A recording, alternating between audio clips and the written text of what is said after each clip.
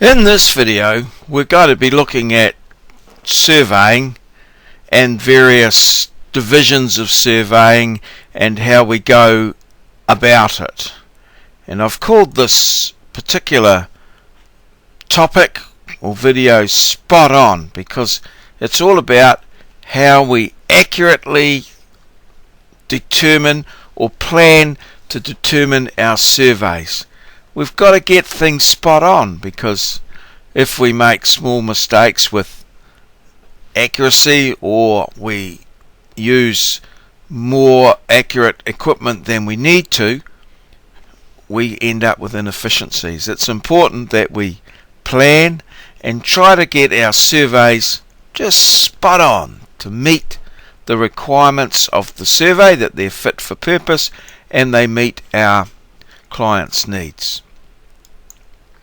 Now, generally when we talk about surveying, we tend to talk about, well, in the overall sense, we tend to talk about the X, Y and Z, but surveying itself can largely be involved with the determination of position, because we tend to think of height in terms of levelling. So there's quite often a separation between surveying for position and surveying for level.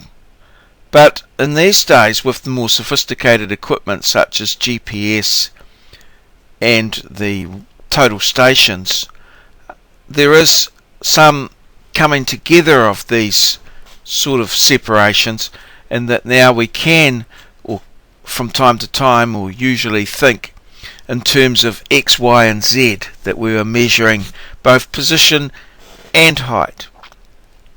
However, there is still a place for levelling to be undertaken to get accurate heights at certain points when we need very accurate heights, and perhaps position can take second place to those, to the gathering of height information.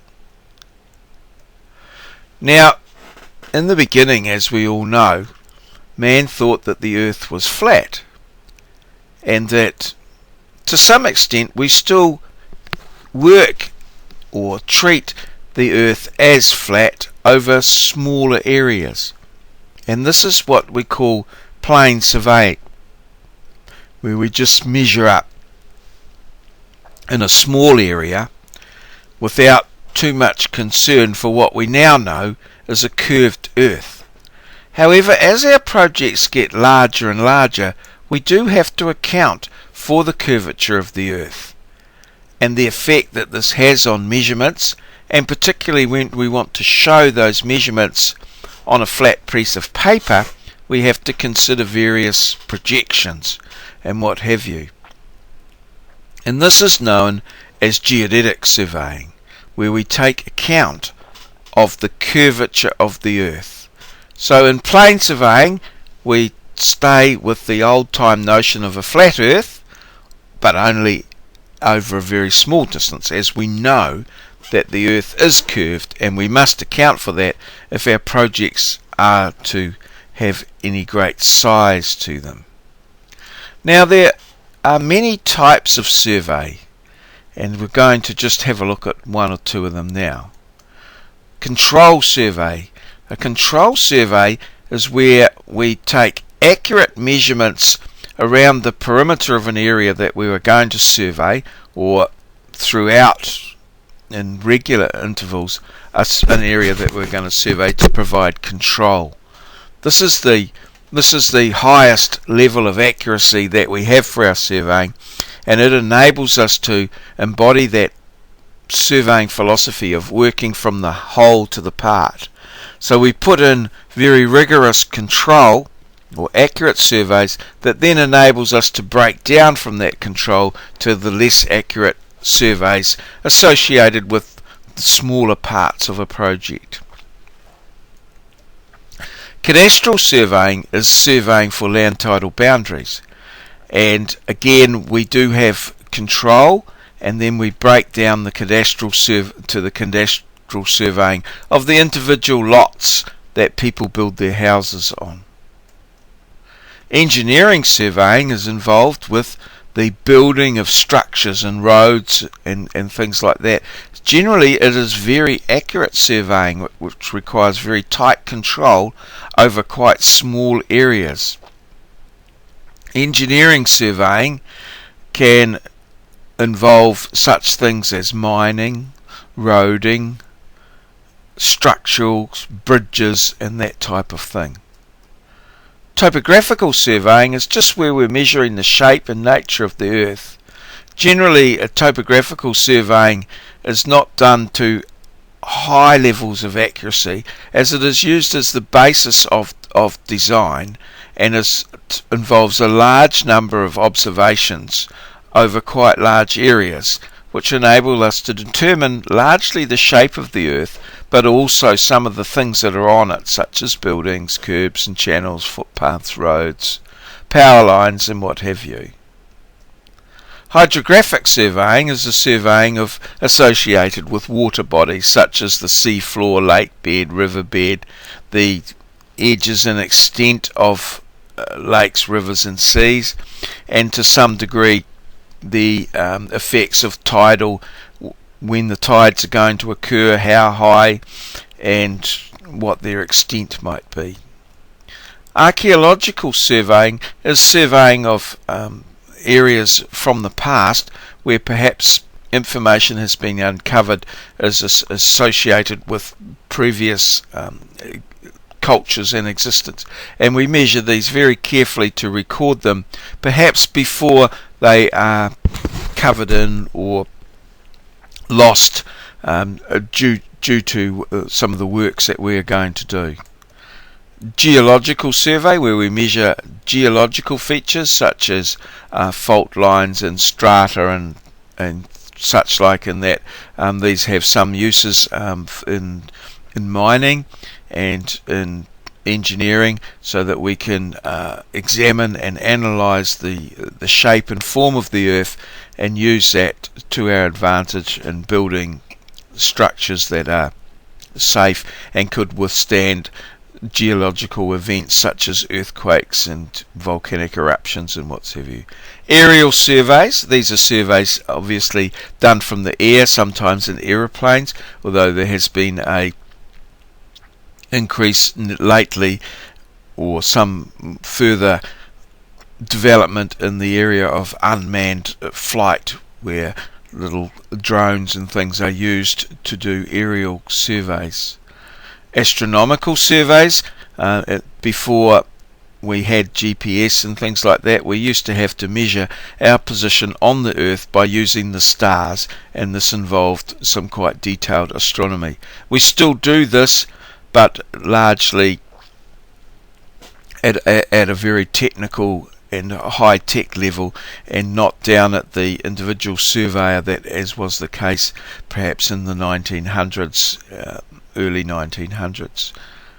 LiDAR, again, this is another survey that's done from the air, where radar is pushed down to the earth and actual measurements are taken, a large number of measurements over short areas. This is again a developing field where we can use the LiDAR to determine the shape of the earth and perhaps come up with topographical plans. Photographic surveying, again, we can do, as we've talked about, aerial photography and also terrestrial photography. These are becoming more and more prevalent as various techniques are developed to enable them to occur. Reconnaissance surveying, this is where we go out and just have a look at a site and see what's there and what perhaps we need to do, what other survey technique we might be going to use to actually measure accurately the features and what have you that we find. Now, all of surveying is, or in particular position, is based on the accurate positioning or determination of the positions of a point, and usually this can be done by two measurements from 2 points to known points, and there are various ways this can be done. Sometimes where we're doing this just with a tape measure, this is known as chain surveying. However, where we use perhaps a total station or a theodolite and tape to measure things, this is sort of referred to as surveying. So here we have 2 points PQ, and we wish to determine the position of a point R. We could, in the first instance, measure the distance from P to R, and then we could measure the distance from Q to R, and that would give us an accurate fix of the point R. There are, however, many other ways of doing this. Here's our same 2 points P and Q and our point R. We can measure the right angle that R, the point on the line PQ at right angles to R, and label this point label this point S, and measure the distance D from S to R. And then we would also need to measure the distance S to Q, and that would give us a good fix of the point, or the position of the point R, with the right angle and distance. This is often referred to as the line and offset method, and is quite often used for the determination of irregular boundaries. Moving along, we have our PQ and R again, and once again we could measure the distance Q to R, and we could measure the angle between PQR, which again would give us a good fix of the position R. And so far all three of those should give us the same fix or position of R within tolerances associated with the accuracy of our measurement. A fourth possibility here is to measure the angle QPR, the angle at P, and also measure the angle at Q, that's the angle PQR, and that too would give us a reliable fix of the point R. This is quite often known as intersection. And then finally, a fifth way of doing this, or way of fixing the point R, we could measure the distance PR, and we could measure the angle PQR, and again that would also give us a good and accurate and unique fix of the position R. So there we are. We can see that there are many ways of accurately fixing a position from two known points, and in surveying we use all of those methods from time to time, depending on the circumstance. Now, I've talked previously about control. Good control is the basis of all good surveying. Good tight control means a good tight surveying. Control is the foundation of our surveying, and we work from the whole to the part. That's from the whole to the part. Important fact to remember about surveying, as it comes up time and time again. Now, planning is very important with surveying, as it is with a lot of things. And as Benjamin Franklin said, if you fail to plan, then you are planning to fail. So it's very important with any surveying, any survey that you do, or any levelling that you do, that you take the time to plan what you're going to do, to understand what you're going to do, to try and fit the equipment to the job so that you are working efficiently and without too much over-egging of things. It costs money to do accurate surveying. It's very important that you match the accuracy of the job with what is required. Your survey must be fit for purpose. One of the important things of all surveying is that you do independent checks, that you verify the position of things that you have measured, and you check and check and check again. Throughout surveying there are various different independent checks. These are independent in that they are different. It's not the same as measuring the same thing twice. It's like measuring the same thing once with a metric tape and then measuring it again with an imperial tape and converting the one to the other. The checks in this case are independent. One does not depend on the other. And there are many different ways that we achieve this in surveying, and you need to learn those and keep an eye out for independent checks as you go along. This is not only in your practical sense out in the field, but also in the office with your calculations and a number of the things that you do. You should be always keeping an eye out for opportunities to use and employ independent checking.